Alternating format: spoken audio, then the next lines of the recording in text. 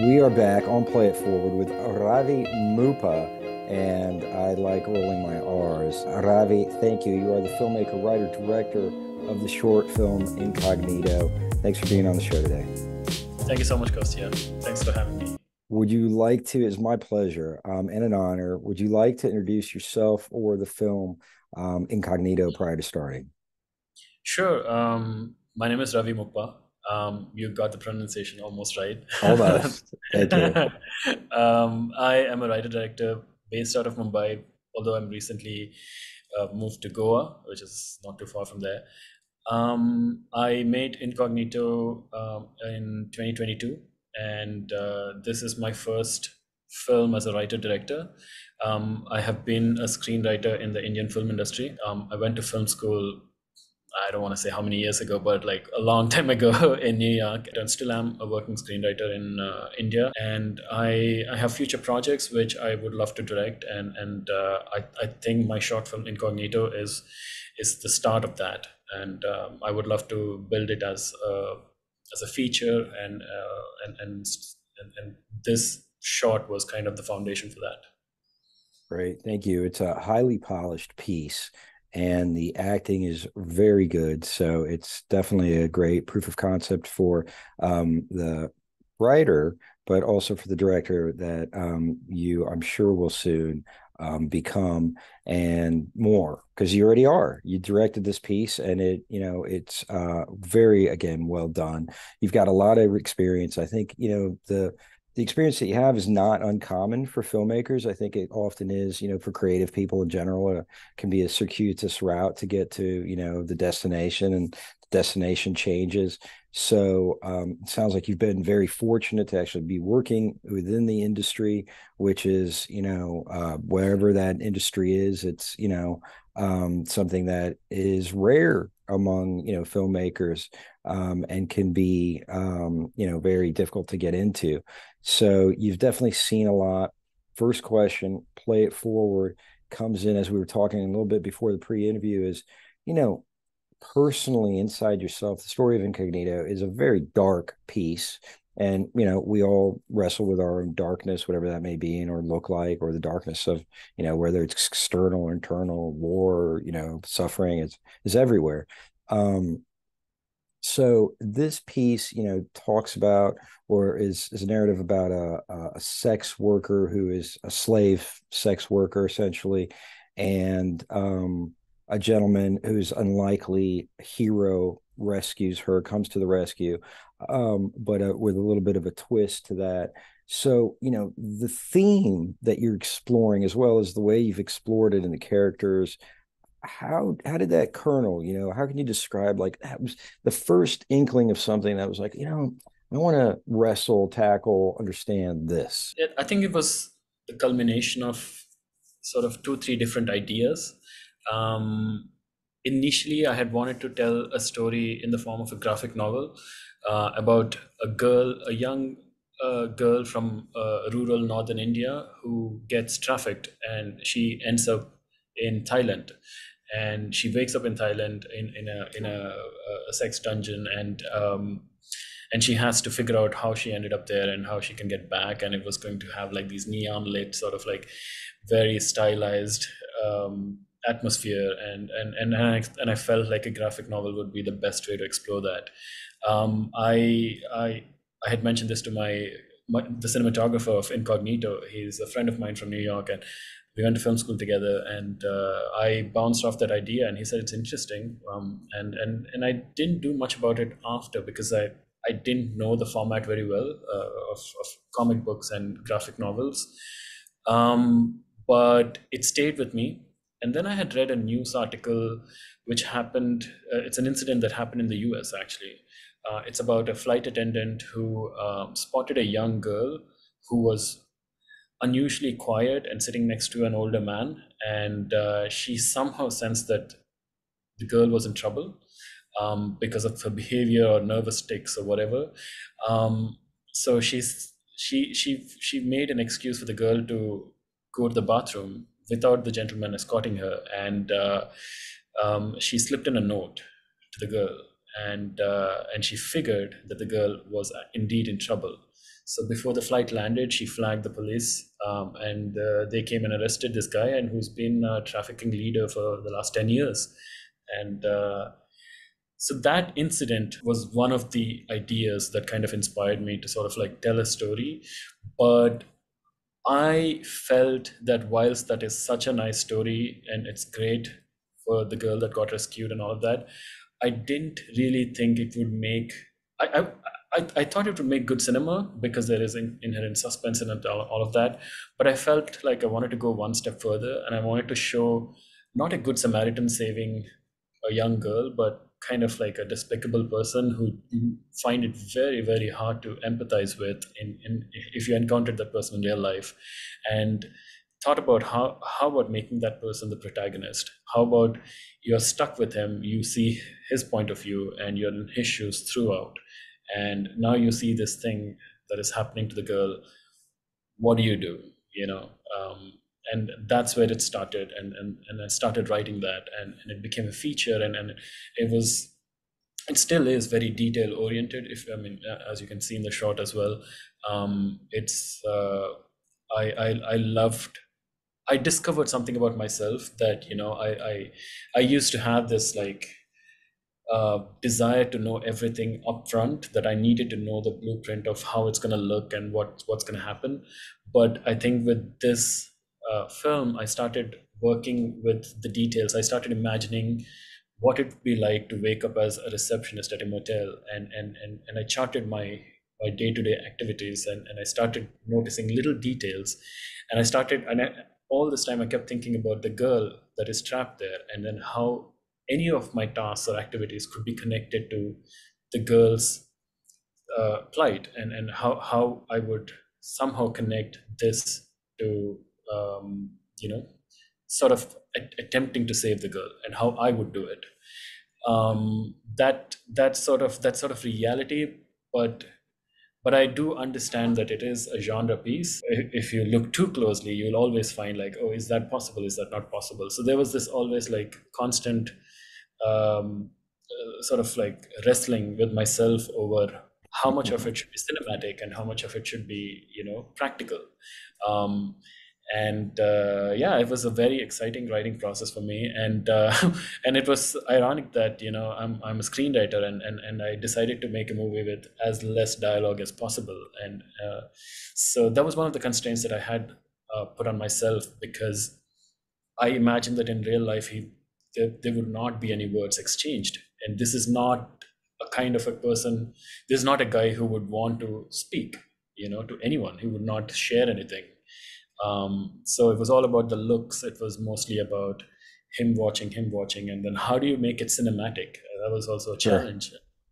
So Sure. yeah. No, Ravi. So digging deeper into that, I hear kind of three kind of main sources of or themes or that are emerging. One is this idea of somebody in plight, in need, and held captive. So, in bondage as a slave, enslaved into something terrible. And then there's this, that's one main idea. And the other main idea is, here is this unlikely hero, somebody that you find despicable, but they also are capable of doing some level of good or doing something good. And how do you humanize that in people? So in terms of, I think it's what it sounded like is you said the first theme came first, right? This idea of bondage and being held captive. What do you think in your history, in your experience, in who you are, made that interesting to you? I don't quite know if I've ever been in a situation like that. But I feel that I read a lot of stories for some reason about not just women, but also men who are kept in bondage. There is this modern slavery that happens where you plug out young men and women from villages, and then you employ them as construction workers or janitors, and I started wondering about the lives of these people who usually don't get to tell their stories, and what's going on in their lives, and what's behind those silences. And for me, actually, I always wanted to tell a story about someone who works at a motel. So there was also that, and someone who works at a motel or such places in the nighttime, because usually in the nighttime you don't have a lot going on. It's quiet. It feels a little introspective, and even if you have clients or whoever you're interacting with, they just kind of like they don't notice you, and it kind of, you can sort of feel invisible sometimes. And I wondered what it must be like to those people to do this day in and day out, and then sort of add a twist to that, and see what if they knew a lot more about you than you think you do. And that sort of like invasion of privacy, sort of like surveillance, Mhm. kind of started coming up, these sort of like thought bubbles. And I started piecing them together. And yeah, I think, and I know what you're asking, but I just find it very difficult to connect it to me as a person. The themes that you're talking about are It's some, hard. It's yeah, hard, you I know. cannot possibly ever imagine putting myself in either scenarios. Right. So, And which makes it there's, exciting for me. This sort of which like makes it so what? what exciting for me Exciting. Yeah. to kind of like understand and kind of Yeah. feel that, sort of like vicariously experience what it must be like. I can only be guessing this. I have not interacted with anyone who's been trafficked. I have not interacted with anyone who does the what he does for a living. As a laborer. Yeah. Someone who basically like intrudes on other people's Oh, privacy, yeah. something Yeah. that is. Yeah. So these are like really extremes, and Yeah. extremes is Yeah. what the drama is, and that's kind of like something that I'm interested in, I Yeah. would say.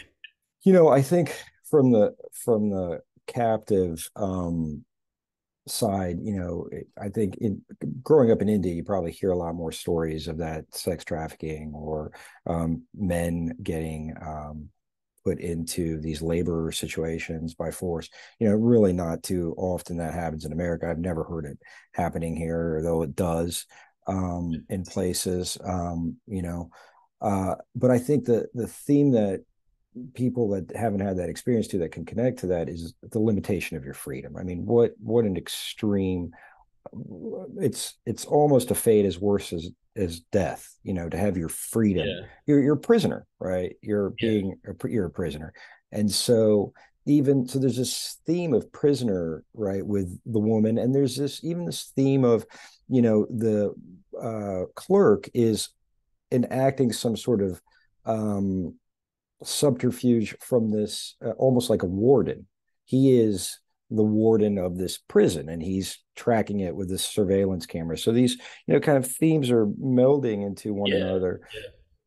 and I think you touched on an interesting point there, and I think I've always seen both of them as two trapped people. You know, not just her. He's also trapped because people like him usually, and this is again the details in the film, but he's doing this, but he's also making money from it. So if someone were to question, maybe he's just doing it for not the perverse thrill of watching others, but just to make money. A lot of these kind of guys who engage in these kind of jobs, they're paid extremely low income, and they're hardly left with any options, and they have to send money back home. So they engage in these sort of activities only because of the money. And I wanted to tap into that as well. And in the feature kind of explores how he is trapped as well, and how can two trapped people save each other instead of him saving her, which I didn't want to, I didn't want to do that where a guy goes and saves a girl. We've seen that happen. So for me, it was easy to empathize with him because of that reason. Although a lot of people kind of missed some of the details and saw him as just a pervert who just does this on a whim. I never saw it like that. yeah. And circling back to the point about the prison, actually, I think I never thought about it like that, but I think I think being in prison is like worse than death for me. I would say it's the absolute worst thing. Being curtailed, your freedom being curtailed is like, yeah, that's the Yeah. absolute best I can imagine. Yeah. So, Yeah. Yeah. It's but I wasn't definitely. actively thinking like that, Yeah. but Yeah. interesting that you brought it up. Yeah, and those things that live inside of us, kind of will make us want to examine certain things like that. So, True. as you know, kind of fleshing out a lot of the thematic content and a lot of um, the things that we're working with and trying to understand as humans through stories to get to the meaning, to get to the message, to get to even dare say the moral. Let's take you off the hook as the screenwriter, take you off the hook as a director and what you were trying to do, but you as a viewer now, and if you want to put yourself on the hook in terms of what you're trying to do, by all means, go there. Um, but what do you see? What is your takeaway from the film now as a viewer? Um, as a viewer, it's very hard to do that. But I'm gonna try. I think in my daily life, and I think I don't know. I think it's for most people. We know that there's a lot of uh, crimes, unwanted stuff that happens around us all the time, but we do turn a blind eye, and we always have a good excuse for it. In some occasions, if a crime is happening and you don't do anything about it, it's called the bystander effect, I think. So I feel like we have that tendency, and I found that in India it's very common to have that, and in fact it is a coping mechanism because you can't drive down two two lanes without encountering a beggar or someone at the traffic signal. And if you start thinking about them too much, it will affect you, and it is very hard to like get on with your daily life. So I felt like we have to create that sort of like shield, emotionally, and even practically as well. A lot of people roll up the car windows, and that's sort of like, um, yeah. And I think art is a great way to explore these things that we do and feel, and we're uncomfortable about. So for me as a viewer, it's it's putting a viewer. I would feel like I've been put in the shoes of someone that I'm not very comfortable with, and I I have a choice to do something about it. Um, so as a viewer, I would take that away as to what it feels like for people to go through daily lives and not have to, and put up their shields in order so they don't empathize or sympathize with these people. And yeah, I don't know. So Well, it sounds like on one hand you're saying um, this bystander effect, this way of protecting ourselves. We feel like we would get lost or taken advantage of if we were to try to help. And um, here it is, you're the character in your movie. I mean, living out the worst yeah, fear. I mean, he does try to help, and he does get harmed, or there's harm that comes to him because of it. yeah, So, in terms of, you know, the message of the movie for me, if I was to try to kind of expose some of my thinking around it to maybe facilitate any yours, I would just say, there's definitely the sympathetic understanding of what it's like, to this horrible being captive state, and then having to do something, coming to a point where you have to do something, and you can no longer ignore this bystander effect. You have to be act. an actor in it, and at whatever expense may come. Yeah. And what are your thoughts? No, correct. And I, well, I have to speak like a creator now because I Yeah, wanted, yeah, let's I do that. wanted to, I wanted to have that sort of like feel, make the audience feel very uncomfortable. First by putting them in the shoes of this guy, and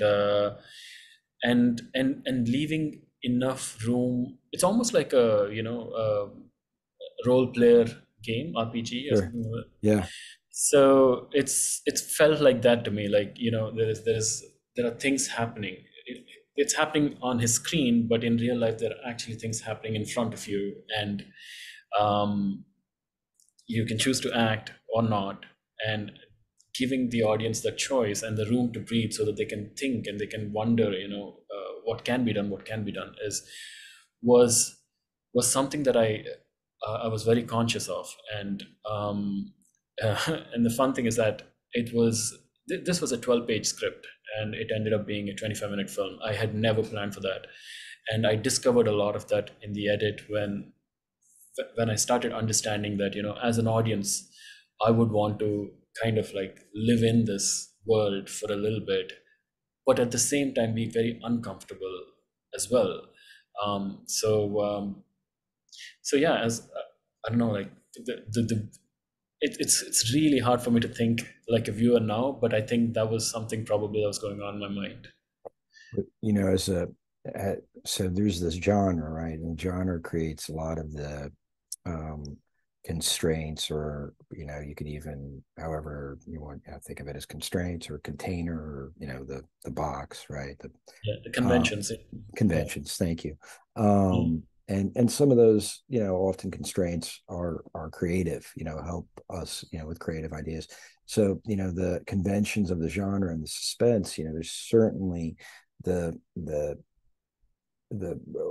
expectations, thwarting audience expectations, thwarting the characters' expectations of playing with what we think is real, what's not real, and that kind of um, challenges and us as humans when we leave the theater to think about, well, what are our own judgments, and maybe we can reflect on some of those judgments, or where can we maybe open up some of those judgments to be less judgmental. We can still have judgments, but maybe they don't have to be so judgmental. So anyway, so there's that kind of humanization that you're working with the characters, and then there's, again, sort of the and you want to get people's interest, and that suspense genre is such a great way to capture somebody's imagination, and what's going to happen, who's the bad guy, and then um there is, okay, I've just left, and what is staying with me after the movie, you know what stays with me, and what is that movie maybe passing on to me as a legacy to help me live my own life. And sometimes movies do that to us, sometimes they don't. Sometimes we're like, oh, that was a fun ride, that was awesome, that was so cool, let's, okay, whatever. And maybe 10 years, man, that movie, that was interesting. Yeah, okay, that sparks some sort of thought about something. And I just wonder, reflecting on some of the movies that I've made, it's like, I never, I have a kind of a thing that I want to play with. And I'm like, oh, maybe it's even just an image of a scene, or just one thing, and then it grows around. But there's something that I want to explore. And then as I'm exploring it, I'm finding meaning. Like, I want to understand the thing that I don't even know I want to understand, but I want Yeah, something, and right. there's something there that I can get out of it. So did you have any of that with, like, did you, come to something that you were like, all right. Well, yeah, no, I understand what you're saying. Couple of things. One, I think, I mean, there's two main characters, right? So, I I wanted to understand, because he's our protagonist. I wanted to understand more about him, and by the end of the movie, whatever happens to him, I kind of left it open ended. I think people have already drawn their own conclusions about what happened. I don't know, um, but there was this question of, like, if you get the feeling that how you live your life is not in sync with how normal people live their lives, and you're aware of it, and for once in your life you stick your neck out, you do something that probably is what you think you're supposed to do, it's the right thing to do. um, what kind of consequences can you expect from that? um, we all make mistakes in life, and I but we always tell ourselves that we're good people, right? So I was curious about this guy, and I used him as a portal, because he is someone who is universally banned as a bad guy. or a guy who has questionable morals, right? So what hope does a person like that have? You know, it's it's as good as like your prison analogy, where I think he is living in a prison. The hotel is his prison. He never gets out. At least she gets out in the end. Hmm. Well, spoilers abound in this, um, but I felt like I wanted to wonder more about him. Mm. Yes, we do wonder about her. As you know, it's different for audiences like women who watched the movie. They were like very concerned about what's going to happen to her. Where is she going? Like, is she like how is she going to figure things out? And but I also wanted to wonder about him and what's and the and sort of like what is and I wanted to like question myself, like, is that the justice that I've given him? Um, or what does that say about me?